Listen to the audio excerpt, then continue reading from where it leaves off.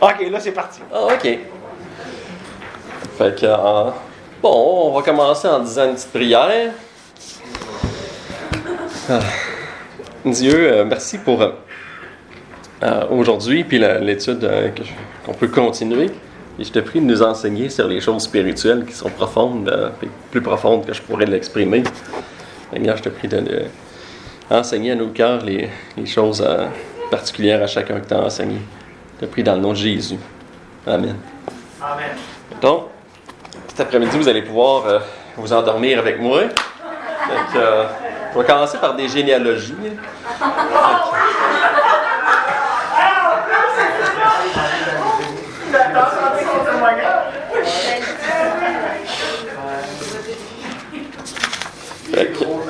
Il est drôle, là. Je veux pas qu'il meure. Fait que, pour continuer un peu où ce qu'on était, mais je me disais, pour faire un léger interlude dans une partie aujourd'hui, j'avais parlé des livres un peu la dernière fois, fait que je vais vous conseiller quelques livres. S'il y a des gens qui s'intéressent à des domaines particuliers là-dedans, on va voir, puis il y a des livres qu'on a ici, là, on va voir avec Guillaume ce qu'on a ici, là. Fait que je pensais vous introduire ça comme ça, parce que ça va plus profond que ce que je peux dire en avant de beaucoup, là. Fait que si la vie spirituelle, c'est à ça qu'on est appelé, donc si ça vous intéresse à approfondir particulièrement les choses, je vous le recommande, là. Fait que j'ai imprimé la liste que je vais dire, là, mais 5 fois. Fait que s'il y en a qui sont plus intéressés, je vais les rendre disponibles ici, là. Fait que, donc, j'ai tous lu ces livres-là, là. Fait que je peux les recommander vivement chacun. Fait qu'en premier, il y avait The Bondage Breaker. C'est ça ici. Vous allez le voir, vous pouvez le voir en venant en avant tantôt, là. Pour vaincre ici des gens qui ont des chaînes dans leur vie spirituelle, des choses qui sont retenues, des péchés qui reviennent tout le temps, des pensées négatives. Il est en anglais, mais j'ai découvert qu'il se fait en français. Fait que ça s'appelle Le Libérateur en français. Puis on peut l'avoir sur Amazon facilement. Puis ça se peut qu'on ait de Bondage Breaker ici. Je sais pas, c'est-tu quelque chose qui vous dit quelque chose? Hein?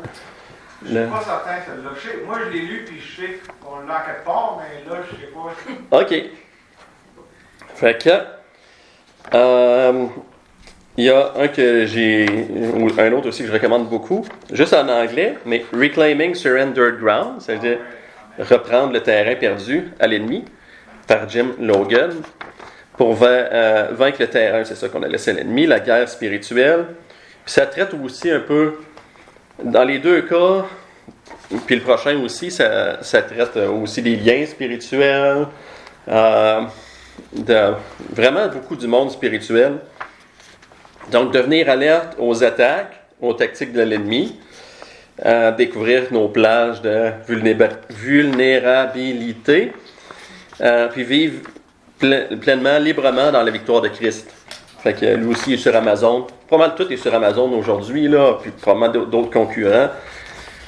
Je sais qu'on l'a, mais je sais pas si on l'a dans la bibliothèque, mais je sais qu'on l'a le livre. OK.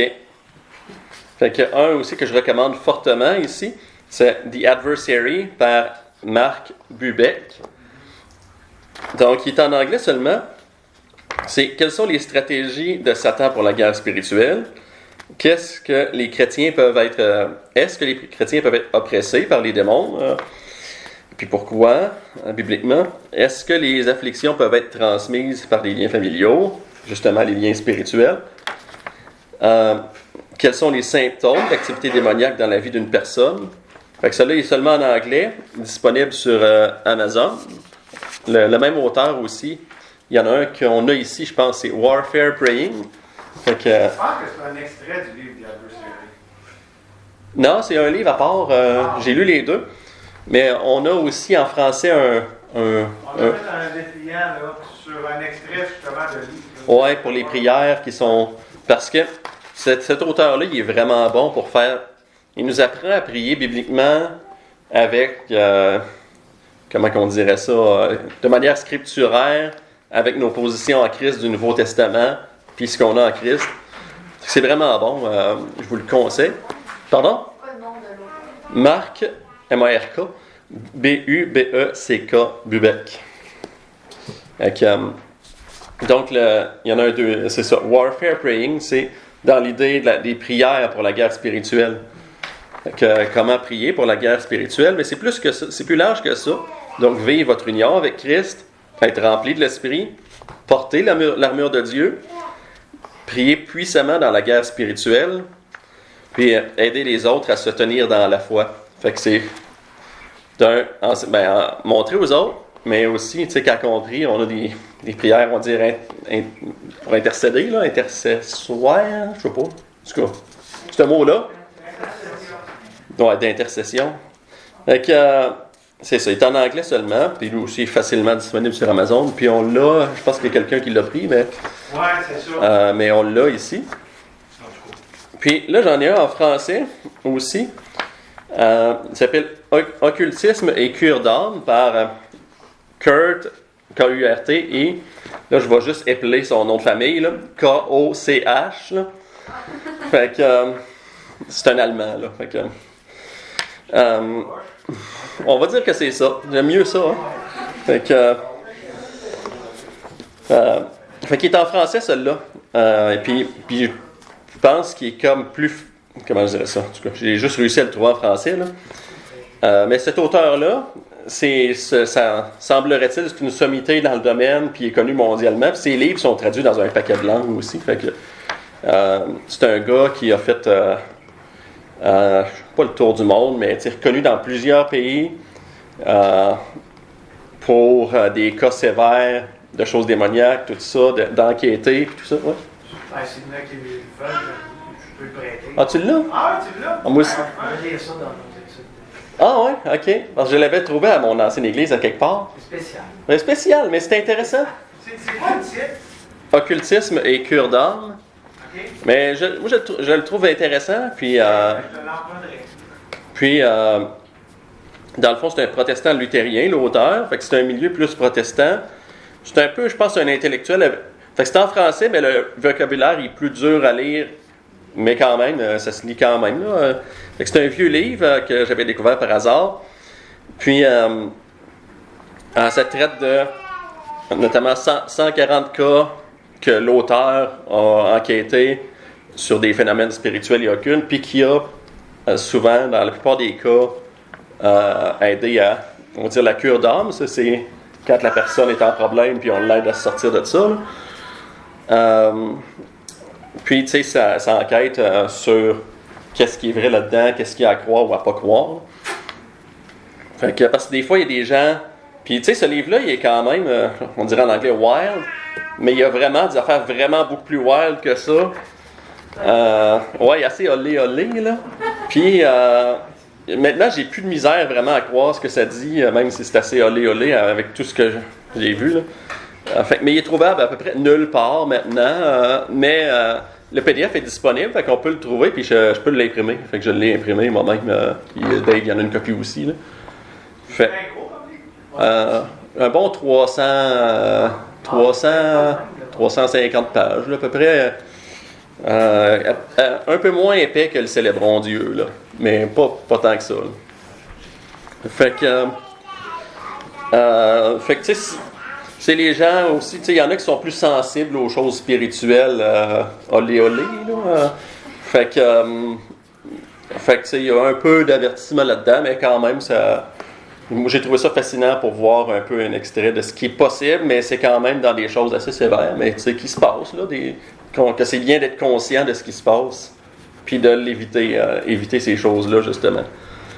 Fait que, un que ma femme et moi, on a beaucoup aimé, c'est L'homme spirituel de Watchman Nee. Fait que là, on tombe dans un autre registre, là, c'est pas tout à fait dans nécessairement combattre le démon, tout ça. Oui, Guillaume? Juste une mise en garde sur Watchman Nee. Commencez pas avec ce livre-là, parce que vous allez trouver ça un peu rough.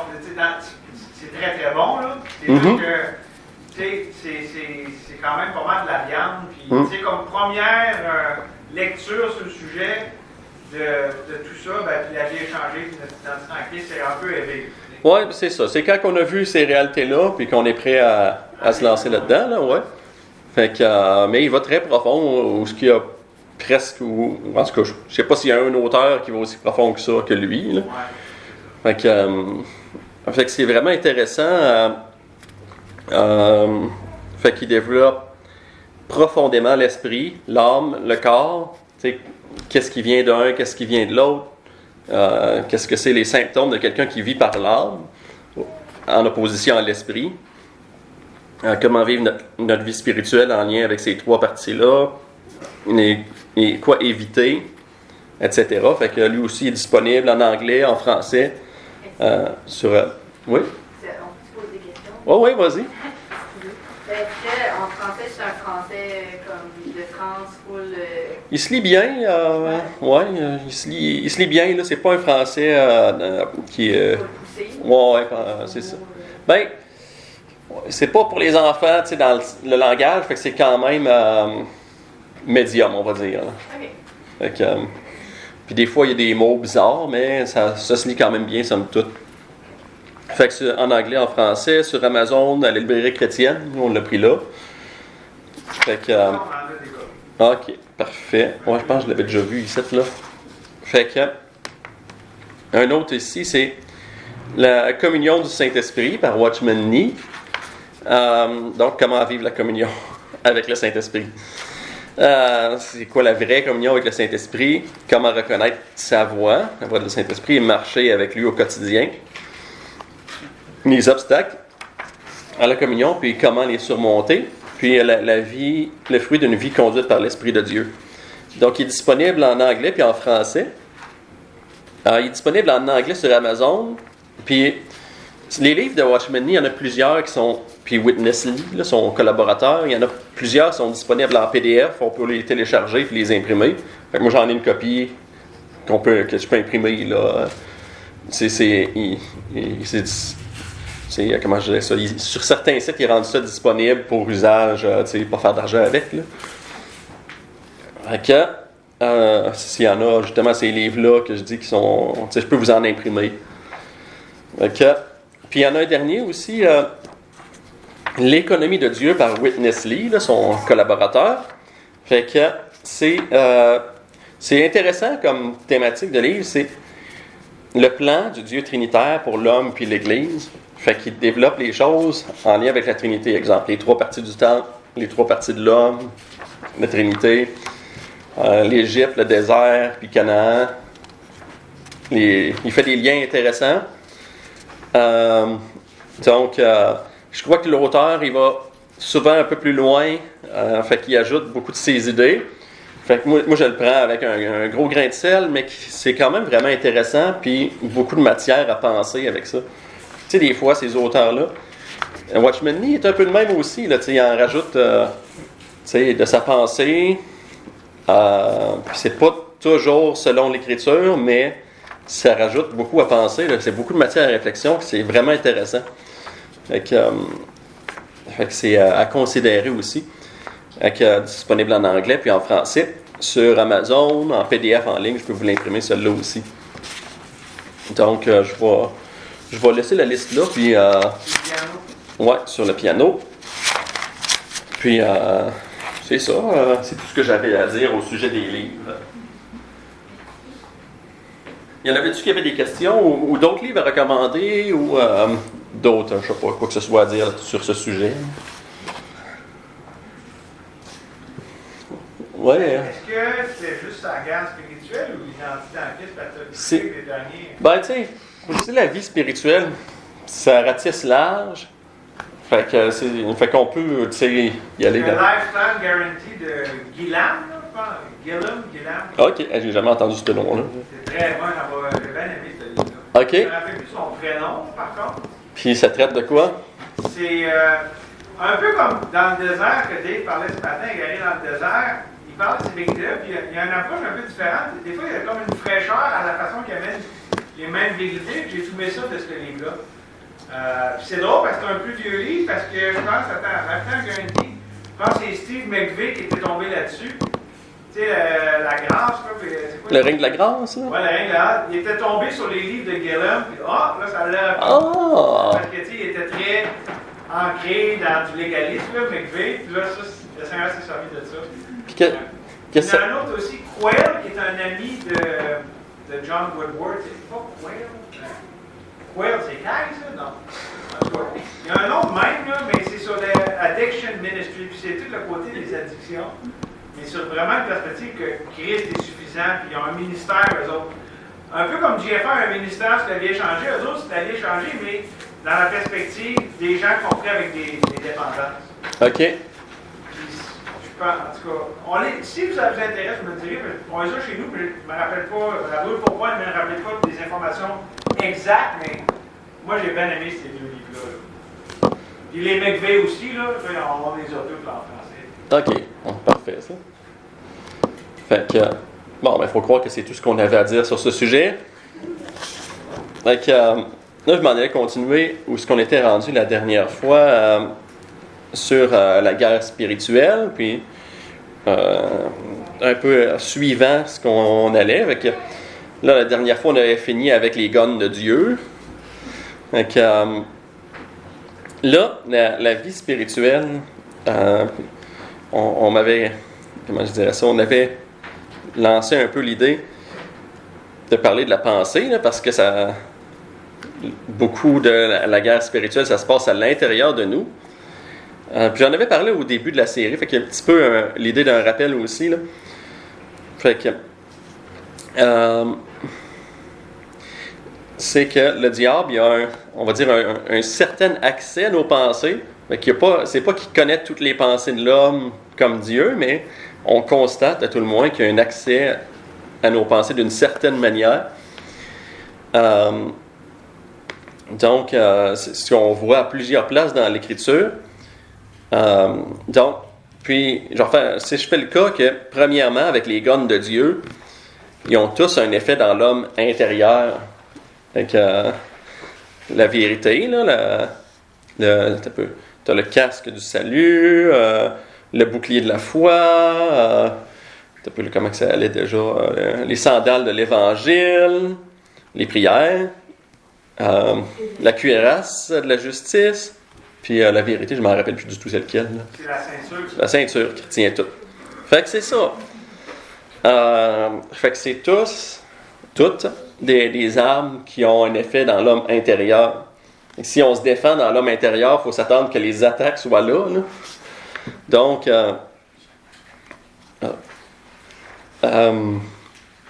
mais il y a plus à dire que ça. Comme on traite souvent du verset qu'on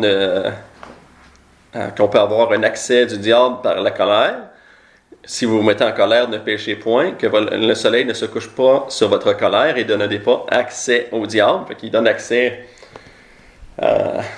vraisemblablement plus que dans la maison physiquement. Là, il donne accès à ton être d'une manière ou d'une autre par la colère. Le diable qui avait mis au cœur à Judas le dessein de livrer Jésus. Donc, il s'était arrivé dans son cœur, puis c'était le diable qui avait inspiré à son cœur. Donc, c'est comme ça qui est écrit pendant le souper, Jean 13, 2. Lorsque le diable avait déjà inspiré au cœur de Judas Iscariote, fils de Simon, le dessein de le livrer. Fait qu'il a rempli le cœur d'Ananias pour faire un projet qui tentait de mentir au Saint-Esprit.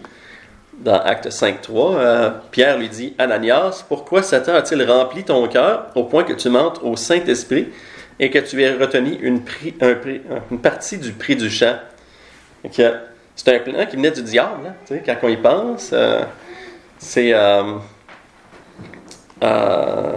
Fait qu'il avait eu son cœur rempli par le diable. Fait que il faut s'attendre que la lutte, elle se passe à l'intérieur. Il peut exciter quelqu'un, même un saint, à faire le mal, comme dans 1 Chronique 21.1 avec David. Satan se leva contre Israël et il excita David à faire le dénombrement d'Israël. Il peut séduire toute la terre. Donc, Apocalypse 12.9. Et il fut précipité, le grand dragon, le serpent ancien, appelé le diable et Satan, celui qui séduit toute la terre.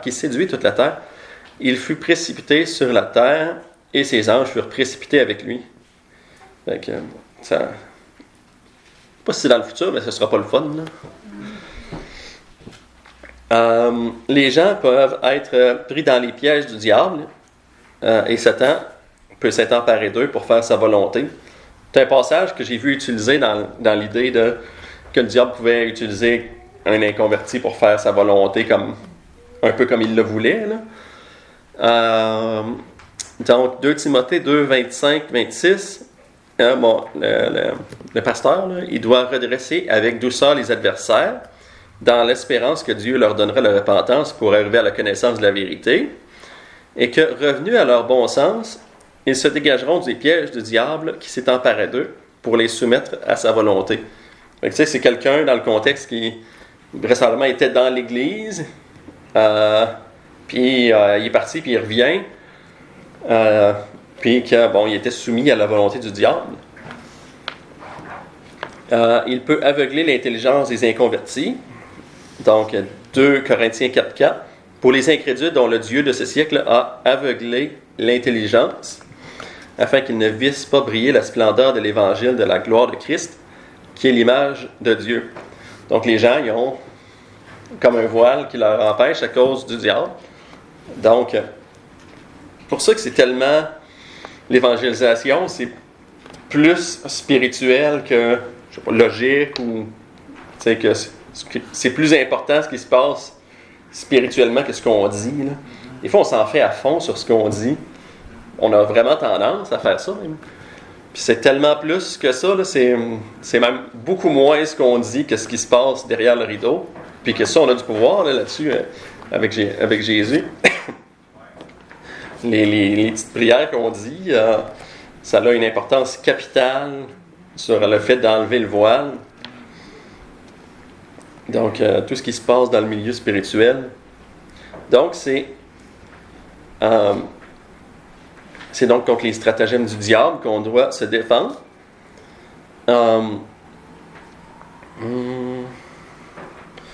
Donc, comme on a vu plus tôt aussi, notre vie chrétienne est spirituelle. On doit marcher par l'esprit, non par notre âme ou par la chair. Souvent, quand on a l'idée ou un raisonnement qui vient de nous, on peut croire que c'est par l'esprit, mais c'est très possible que ce ne soit pas le cas. Donc, c'est possible que ce ne soit pas par l'Esprit Saint, mais par un autre esprit. Mais avant, je pensais, est-ce qu'on a des questions, des commentaires sur ce que je viens de dire, sur l'idée, la partie intérieure, la pensée, des choses qui viennent du diable, etc. Pascal? Je sais que souvent, on divise l'homme en trois, là, corps, âme, esprit. La pensée, est-ce que c'est ce qu'on attache à l'âme? Ben, on attache en premier ça à l'âme, mais tu sais, c'est qu'il y a des choses qui viennent de l'esprit, puis des fois c'est dur à discerner ce qui se passe dans notre tête. Fait que c'est ça, je pense que je vais aller prochainement sur comment faire la part des choses entre qu'est-ce qui vient de quoi, ou comment avoir une idée de discerner, parce que des fois, je pense que le plus que les chrétiens deviennent spirituels, ou essaient d'aller par l'esprit, puis le plus que le diable a des stratagèmes un peu plus compliqués, tu sais, dans le sens de des fausses idées pieuses, etc. Tu sais, les chrétiens, on peut se faire avoir par le diable, même les chrétiens qui sont fidèles depuis longtemps. Là. Je réfléchis à voix haute. Ouais. Si on dit que... Plus fort. Si on dit qu'en Dieu, on a la vie, le mouvement et l'être, quand on marche par l'esprit, est-ce qu'on pourrait dire qu'on a des pensées qui nous viennent de l'esprit dans un sens? Puis là, quand on marche par la chair, ben, c'est les pensées de la chair ou de... Oui, dans le fond, Guillaume, tu avais quelque chose à dire, je pourrais aller après ça. Ben, tu disais comment. Il y a 2 versets qui nous aident dans Hébreux 4.12. La parole de Dieu est vivante et efficace, plus tranchante qu'une épée quelconque à 2 tranchants, pénétrante jusqu'à partager âme et esprit, jointure et moelle, elle juge les sentiments et les pensées du cœur. La parole de Dieu va nous dire, ça c'est tes pensées. Hey, tu sais, quand Dieu, on dit Dieu nous parle, là, ça c'était mon plan, c'est ça que moi je parle, et tout ça. Puis au contraire, on dit, non, ça c'est moi qui parle. Donc la parole va être le spotlight. Puis aussi, avec la foi, lorsqu'on devient mature, ça dit, il dit, j'ai pas pu vous parler. Ben, je vais commencer au verset verset 11, c'est un peu plus long, mais nous avons beaucoup de choses à dire là-dessus, des choses difficiles à expliquer, parce que vous êtes devenus lents à comprendre. Vous êtes en effet depuis longtemps, vous en effet, depuis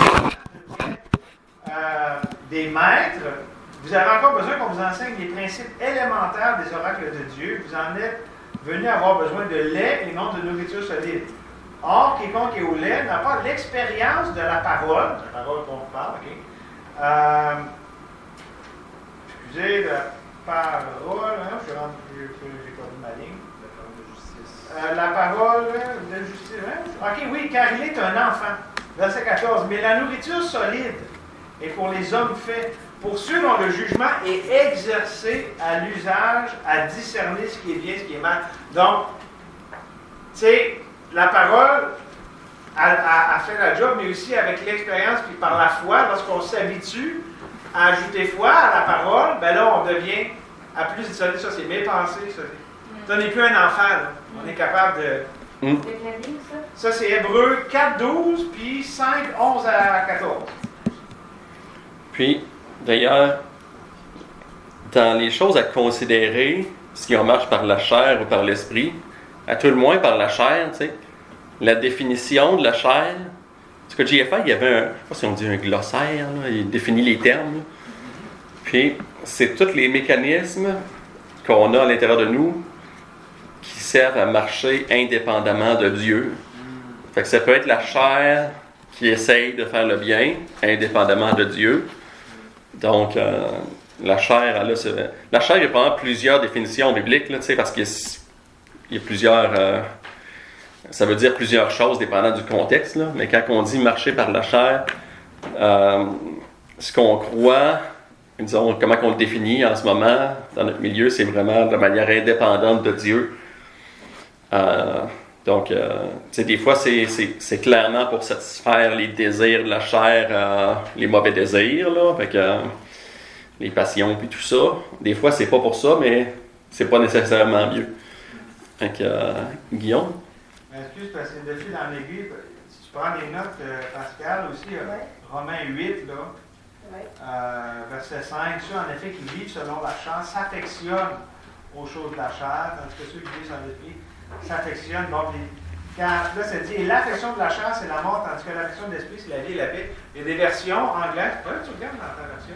Peux-tu regarder Romains 8, 6? Et là, ça dit the mind of the flesh. Oui, c'est ça. On dit l'affection comme si c'était juste des émotions. Il y a ça des fois en français, la Louis II, tu sais, des fois, ça affectionnez-vous, tout ça, puis alors qu'en anglais, c'est plus de l'ordre de l'esprit, c'est de la pensée. Là, c'est pas parce qu'on est des personnes plus émotives qu'il y a un esprit charnel. Ouais. Je pense que, si je ne me trompe pas, dans la langue grecque, ça va plus dans le sens, parce qu'on peut lire ce verset de deux manières différentes, avec la même phrase, là. Fait qu'on dit l'affection de la chair, je pense que c'est pas comme si vous affectionnez la chair, mais c'est plus la chair elle-même affectionne la mort, puis l'esprit affectionne la vie et la paix. Donc, c'est pour ça qu'il est écrit l'affection de la chair, c'est la mort. Fait que, tu sais, c'est bien écrit, mais ça peut être mal compris. Fait que c'est pas si tu affectionnes la chair, c'est la mort, mais c'est peut-être par implication, mais il est écrit premièrement la chair comme elle affectionne la mort. Donc, puis l'esprit affectionne la vie et la paix. Donc, mais c'est sûr que si on marche par l'esprit, ben, on va avoir la vie et la paix, puis si on marche par la chair, on va avoir la mort par implication, mais fait que ça nous donne un peu un portrait. Là. Fait que, je sais pas, bon, y avait-tu autre chose? Fait que, on va continuer dans mon contenu. C'est ça, on va voir certains autres préceptes pour différencier. D'ailleurs, là, ça allait de fil en aiguille, différencier ce qui vient de Dieu et ce qui ne vient pas de Dieu. Donc, Dieu, il veut qu'on teste les esprits pour savoir s'ils viennent de Dieu. Dans certains cas, c'est possible de parler. Là, je ne parle pas nécessairement tout le temps dans nos pensées, là, mais dans la vie en général, dans ce qui se passe dans la vie. Là. Fait que dans certains cas, c'est possible de parler à un esprit littéralement pour voir s'il est de Dieu. Là. Comme j'ai dit, dans certains cas d'affaires wild, d'affaires un peu olé. Donc, si c'est de Dieu. Puis, mais c'est la meilleure affaire pour nos pensées. Donc, s'il est de Dieu, il va être en accord avec la parole de Dieu, puis confesser Jésus comme Seigneur.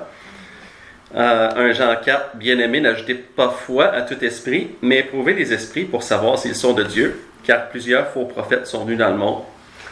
Donc, là, s'il parle de faux prophètes, il parle aussi de des gens.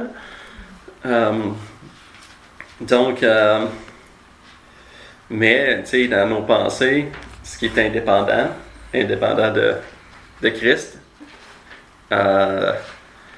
c'est pas de Dieu. Les fruits de l'esprit, c'est un méchant bon barème, je trouve, là, les fruits de l'esprit, pour considérer si ça vient de Dieu ou si ça vient pas de Dieu. Dans Galates 5, 22, mais le fruit de l'esprit, c'est l'amour, la joie, la paix, la patience, la bonté, la bénignité, la fidélité, la douceur, la tempérance. Donc, si tes pensées t'amènent à ça, c'est probablement que ça vient de Dieu. Et que c'est ce que le fruit, il y a juste un fruit, fait que c'est l'esprit, il va te donner par nature ces choses-là. Le diable, il veut vraiment pas te donner ces affaires-là. Fait que faut s'attendre à ce que ça vienne, si ça vient du diable, ça porte souvent les fruits du diable. Des fois, ça peut être sugar-coated, ça peut être saupoudré de sucre, là, pour ainsi dire. Ouais, des fois, des idées qui ont de l'air belles, édulcorées. Ah, c'est intéressant, ça. Fait que des fois, il y a des choses que le diable il dit qui a de l'air intéressant, puis tout ça, mais souvent, ça nous donne juste quelque chose de temporaire, une joie temporaire basée sur l'idée en question. Je vais m'acheter une moto pour passer du temps avec certains chrétiens, etc. Bon, ou, je sais pas moi... Des fois, là, c'est des cas légitimes, là, fait que je suis pas contre les motos en général. Fait que je dis tout le temps l'exemple de ça comme une affaire charnelle, là, mais je vais m'acheter une moto de 100 000 $ pour passer du temps avec des chrétiens, là, puis ça va être le fun pendant un temps, mais là, tu sais, c'est juste des affaires charnelles, là, mais c'est un exemple évident, là, mais il y a des exemples moins évidents que j'ai eu une idée géniale, puis tout ça, mais finalement, ça passe assez vite, puis ça n'a pas fait les fruits de Dieu. Des fois, c'est dur à discerner, là, fait que, je donne des lignes de guide, là. Fait que, pour nous aider, mais il n'y a rien de parfait, mais il y a Dieu qui est parfait, puis on peut lui demander. C'est pour ça que c'est jamais d'ailleurs une bonne idée, presque, d'agir sur le coup, puis de prendre du temps en prière pour demander à Dieu de confirmer si ça vient de lui. Si ça vient de lui, il ne sera pas offusqué de ce que tu veuilles de savoir que ça vient de lui, là. Guillaume? Un bon exemple de ce que tu dis des fois que c'est la chair, mais ça n'a pas l'air. Tu donnes un conseil à quelqu'un, tu dis quelque chose à quelqu'un, tu as une bonne intention puis tout, mais c'est toi, c'est ce que toi, ça venait pas de Dieu. Ouais. Puis le fruit, ça va être plus justement de la séparation, puis pas du rapprochement, ça va être la mort et non la vie. Fait que tu fais vraiment quelque chose de bien, même tu peux avoir une bonne intention, mais c'était indépendant de Dieu. Oui, parce que des fois, l'écriture, elle peut être utilisée à tort. Ouais. Le diable, il peut citer l'écriture. Fait qu'il le fait. Fait que c'est pas nécessairement parce que c'est scripturaire que ça vient de Dieu tout le temps. Fait il faut même faire attention à ça dans certains cas. Donc, bon.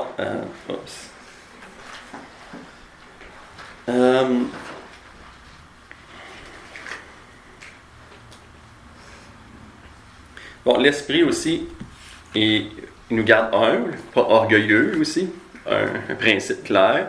Donc, si on a des idées qui nous poussent vers le jeu, bon, c'est très clair. L'esprit ne nous rend pas dans la confusion. Donc, Dieu n'est pas l'auteur de la confusion. Dans, mettons, 1 Corinthiens 14, 33. Les esprits des prophètes sont soumis aux prophètes, car Dieu n'est pas un Dieu de désordre, mais de paix, comme dans toutes les églises des saints. Donc, des fois, on voit des gens qui vont contraire, mettons, toute l'Église, ou qui font... Bon, j'ai vu souvent ce verset-là utilisé dans certaines églises pentecôtistes, où c'est vraiment toute une espèce de désordre. Fait que dans leur cas, tout le monde parle en même temps, ils font du parler en langue tout en même temps, ils font toutes sortes d'affaires que ça a l'air d'un désordre, comme le passage en question d'ailleurs, c'est contre ça qui va, mais le principe est là. Fait que les esprits des prophètes sont soumis aux prophètes comme il est écrit. Donc, c'est d'ailleurs le Saint-Esprit, un principe, là, je n'avais pas pensé à ça, mais ce qu'il te donne, c'est pas compulsif, c'est pas quelque chose que tu peux pas résister. Le diable, c'est ça qu'il veut, là. Quand il met quelque chose en tête, puis tu peux pas résister, puis il faut que tu y ailles à la planche, ça vient probablement pas de Dieu, si c'est quelque chose de même, là. Donc, quelque chose à éviter, justement, qu'il faut que tu te lances tout de suite dans un quelque chose, un gros projet, quoi que ce soit. Mais aussi dans des choses qui vont à confusion. Tu sais, mettons, l'Église va dans un sens, puis tu fais pleinement partie de l'Église, puis tu sais, tu as quelque chose qui te dit clairement d'aller dans l'autre sens, ben c'est, disons, c'est pas systématiquement faux, mais c'est vraiment bon d'en parler avec un pasteur ou l'Église ou tout ça, tu sais, de pas aller tout seul dans son sens, comme Guillaume il parlait récemment de celui qui se tient à l'écart cherche ce qui lui plaît.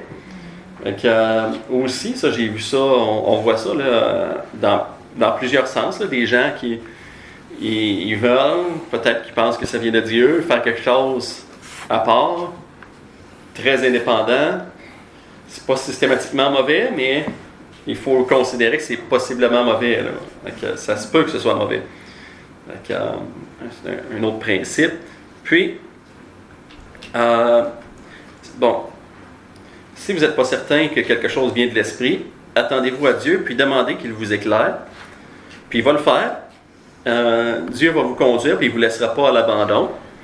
Donc, c'est pas de Dieu de vous laisser quelque chose, puis ben, je te confirmerai pas si ça vient de moi, je te laisse à l'abandon de même, là, ça vient, c'est pas lui qui va faire ça. Plus le diable, en fait. Là. Donc, il va souvent, avec la lecture de sa parole, ou quelque chose en lien avec sa parole, c'est pas tout le temps le cas, mais il va souvent faire ça pour le faire savoir que ça vient de lui. Un autre précepte, on tombe un petit peu dans un thème différent, mais les pièges qu'il peut y avoir à tenter de vivre par l'esprit. La passivité.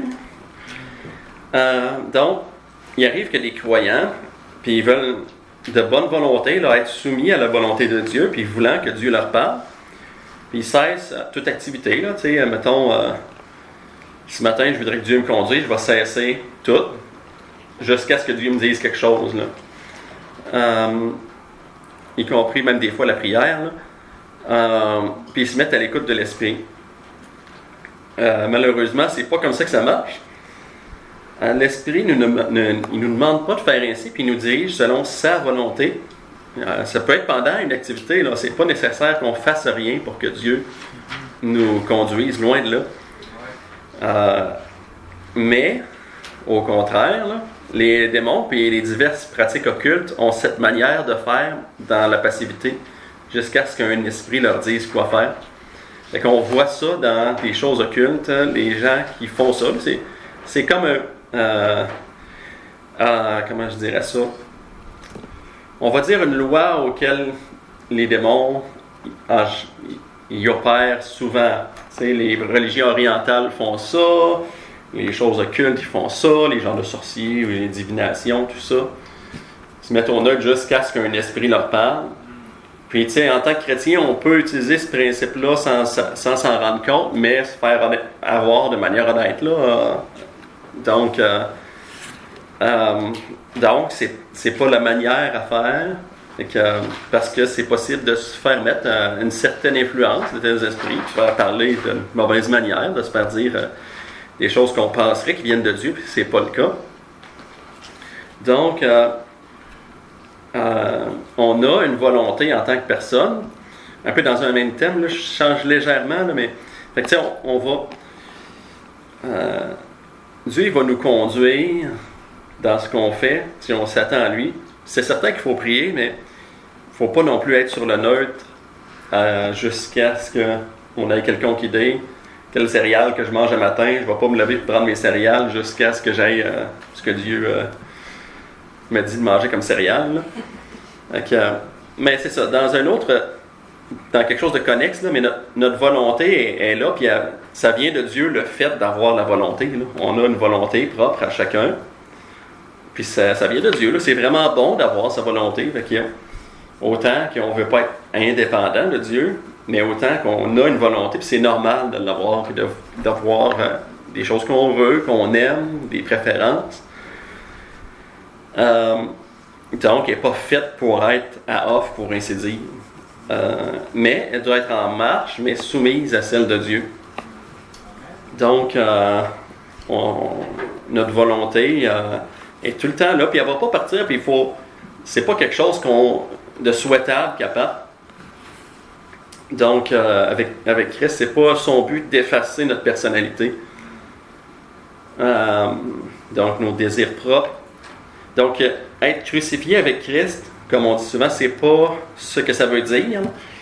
On peut être de bonne volonté, puis tout ça, en tentant d'effacer notre être, puis tout ça, puis on a tort de faire ainsi. Donc, c'est un piège, parce qu'il y a vraiment plusieurs pièges pour des gens qui sont de bonne volonté, puis tout ça.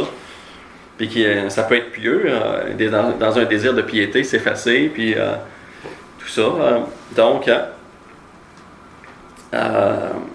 on est crucifié avec Christ, mais on vit aussi dans un certain sens. Comme il est écrit dans Galates 2:20, « J'ai été crucifié avec Christ, et si je vis, ce n'est plus moi qui vis, c'est Christ qui vit en moi. » Mais là, il y a le « Si je vis maintenant dans la chair, je vis maintenant dans la foi au Fils de Dieu qui m'a aimé et s'est livré lui-même pour moi. » Qui a un certain sens, le moi, il existe encore, l'individualité à une mesure. Fait qu'il faut considérer qu'il y a vraiment... il y a lieu d'avoir ça. Là. Fait qu'il ne faut pas se sentir mal non plus d'avoir des aspirations ou quoi que ce soit, mais soumise à la volonté de Dieu.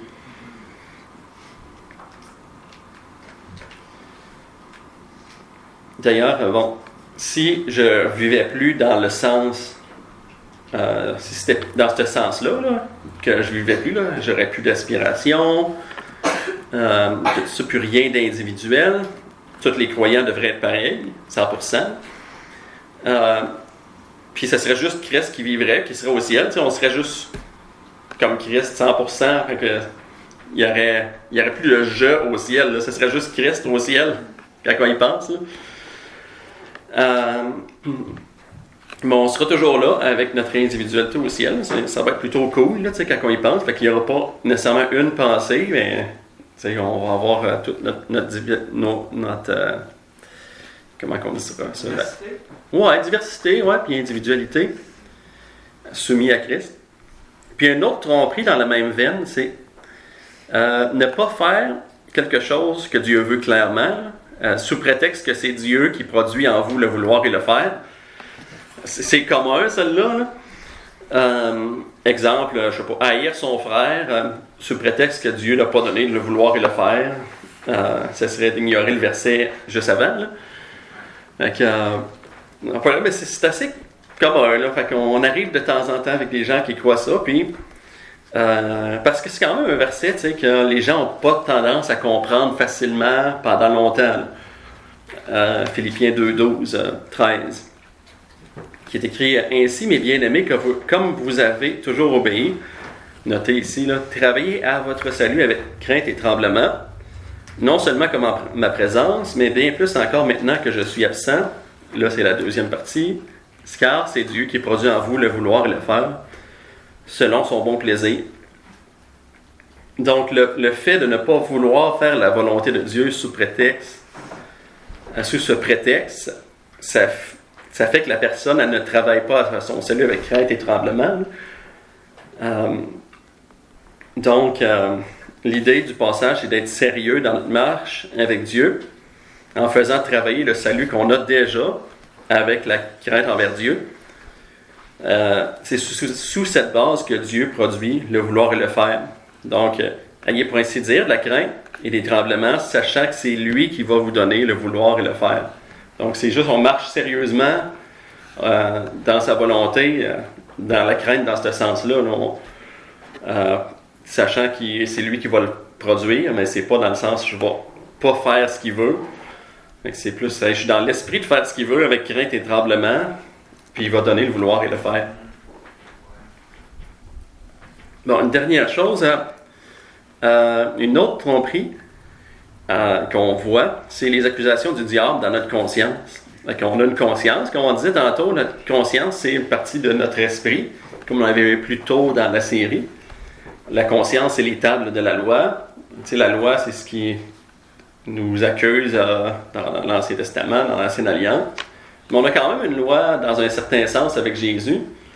Je repense à un passage que je n'avais pas traité dans cette série-là, mais Paul qui disait dans Corinthiens, là, j'ai été comme sous la loi avec ceux qui sont sous la loi. Ça, c'est la loi de Moïse, les Juifs qui étaient sous la loi. Puis il dit, non pas comme étant sous la loi moi-même, quoique je ne sois pas non sous la loi, mais sous la loi de Christ. Donc, on est dans un certain sens sous une loi. C'est un excellent verset pour les gens qui veulent rester sous la loi de Moïse aussi. Là. Donc, il y a une certaine loi qui nous régit en tant qu'être humain en Christ. Puis, ça vient par l'Esprit. Donc, c'est l'Esprit qui va vous conduire. C'est pour ça que c'est pas écrit tout en pleine lettre. Là. Voici ce que vous devez faire, X, Y, Z. Il n'y a pas de texte de loi comme de Lévitique, le Nombre, Deutéronome dans le Nouveau Testament, parce que c'est pas le but de la chose. Parce que ce serait le contraire de marcher par l'Esprit. Donc, l'Esprit, il vous dit quoi faire. Puis des fois, c'est plus compliqué que la loi de Moïse, que c'est clair, c'est écrit en noir sur blanc. Mais c'est ce qu'on est appelé. On est appelé à obéir à une personne au lieu d'observer un texte de loi.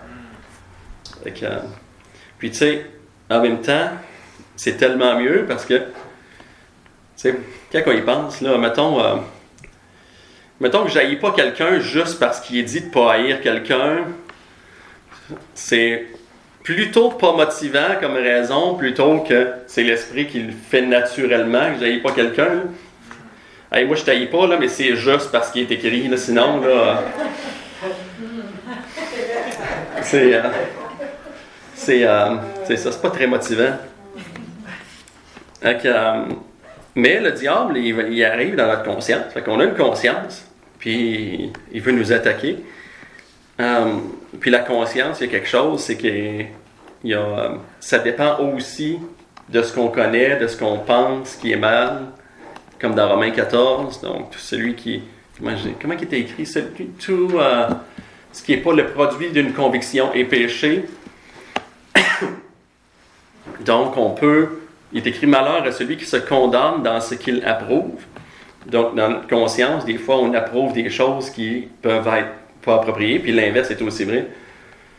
Donc, mais la conscience, c'est ça, le diable il peut arriver puis faire quelque chose aussi, puis sentir des accusations pour X, Y chose, très courant, dans le but de nous neutraliser. Puis, tu sais, c'est à ça qu'on est appelé dans la Nouvelle Alliance. On avait fait le cas dans plusieurs places de garder une conscience pure. C'est ce qui est écrit à en tout cas plusieurs endroits dans le Nouveau Testament. Puis c'est ce que le diable veut attaquer. Donc, des fois, il y a des gens qui sentent tout le temps sentir des accusations contre eux dans leur conscience. Tout le temps, t'es pas bon, t'es pas bon. Puis quand c'est vraiment l'Esprit de Dieu, bon, il vous amène vers lui avec douceur. Il vous mène dans sa paix. Puis son but, c'est pas de vous faire sentir mal en soi. C'est de venir à lui pour se confesser de quelque chose, si vous avez fait quelque chose de mal, puis de marcher dans la paix. Donc, le diable, lui, il accuse, puis c'est tout. Là. Le but, c'est de vous faire sentir mal, puis t'es pas bon, puis c'est tout. Tandis que l'esprit, il veut que tu confesses. Là. Mélanie? Ouais, quand c'est par l'esprit, il reprend avec douceur un péché. Oui. Puis quand c'est le diable, il va accuser. C'est ça. Puis c'est l'accusateur des frères. Fait que c'est son but, c'est son modus operandi. Il va tout le temps faire ça envers les frères. Donc, c'est tout ce que j'avais à dire. Est-ce qu'il y a d'autres questions, commentaires sur le sujet? Tout ce que j'avais à dire sur le sujet. Guillaume? Un petit point sur la conscience et la liberté chrétienne. Des fois, il faut faire attention de ne pas, comme chrétien, jouer le rôle du diable. Parce qu'un frère, là-dessus, il y avait un bon message des frères divergents qui s'accueillent mutuellement. Dans la série de Ménique sur Romains 14. Là, puis, dans le fond, c'est ça, c'est que il y a des choses que tu dis, hey, je ne peux pas avoir de communion avec toi, c'est hérétique, c'est vraiment problématique. Mais tu sais, il y a des choses que c'est vraiment une question de conscience et de liberté. Puis de dire, ben, regarde, on n'est pas d'accord, mais c'est correct. Tu sais, il faut faire attention des fois, parce que ça donne l'avertissement. Je ne vais pas rentrer dans les détails, ça fait trop long, mais tu sais, à celui qui a la liberté, que ça ne dérange pas de faire une chose ou une autre, ben, pas de mépriser. Ben voyons, t'es donc bien légaliste, t'es donc bien. Tu sais, puis l'autre qui, lui, a moins, qui n'a pas le choix, tu sais, qui n'a pas cette liberté, qui ne veut pas faire la chose, ben, pas le traiter d'hérétique puis de libéral ou je sais pas quoi, tu sais. Finalement, tu sais, garder l'esprit de l'amour dans la vérité avec des différences. Parce que, vous savez quoi? Les divisions d'église, là, c'est là-dessus que ça arrive. C'est rarement sur des doctrines fondamentales. Ça peut arriver.